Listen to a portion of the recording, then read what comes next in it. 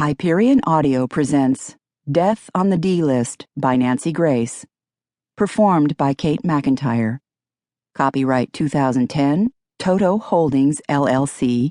Production copyright 2010, Hyperion.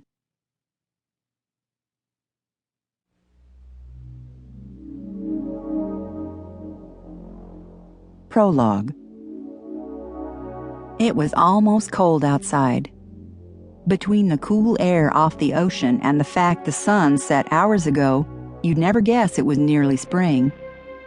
The perfectly placed gravel covering the walkway around the side of the mansion crunched with each footstep. Anyone could hear it a mile away, if anyone had been home, but they weren't. That was step number one to make sure the behemoth of a house was vacant while the owners were out in Park City making a spectacle of themselves at Sundance Film Festival.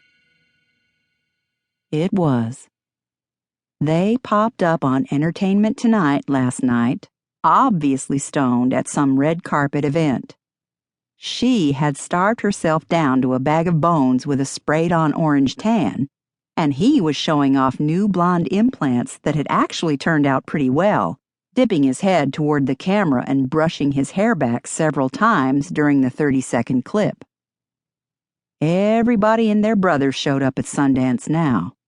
All the hot, sweaty wannabes cramming every sushi bar in town, hoping to connect with the stars.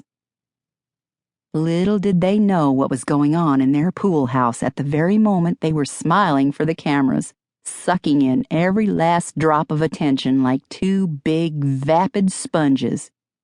They were completely full of themselves, constantly throwing exclusive private parties only the celebrity elite were invited to.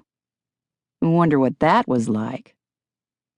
The crunchy bleached gravel, which upon closer inspection turned out to be tiny shells of some sort, probably shipped in from the coast and ridiculously expensive, gave way to damp, closely manicured grass with a stepping-stone walk. Walking around the pool, blue-tinted water gurgled out of a fake grotto with a secluded hot tub in the corner. Why would they pay for running this getup when nobody was here for weeks? Whatever. It was their water bill. It was so true. If you want anything done right, you just have to do it yourself. Huffing up the steps and around the side of the house, the back sliding glass door facing the pool glided open without a sound. There she was, thick, dull silver duct tape securing her wrists and ankles tightly to a chair. Her trademark blue eyes, edged in smoky gray liner, widened when the door opened, even though she certainly couldn't see that far in the dim light. Nearly all the lights were out in both the guest house and the main estate. Thank God for Sundance. At first, she looked grateful, until she spotted the gun. When she saw the silencer being screwed on, she started struggling wildly against the duct tape binding her wrists.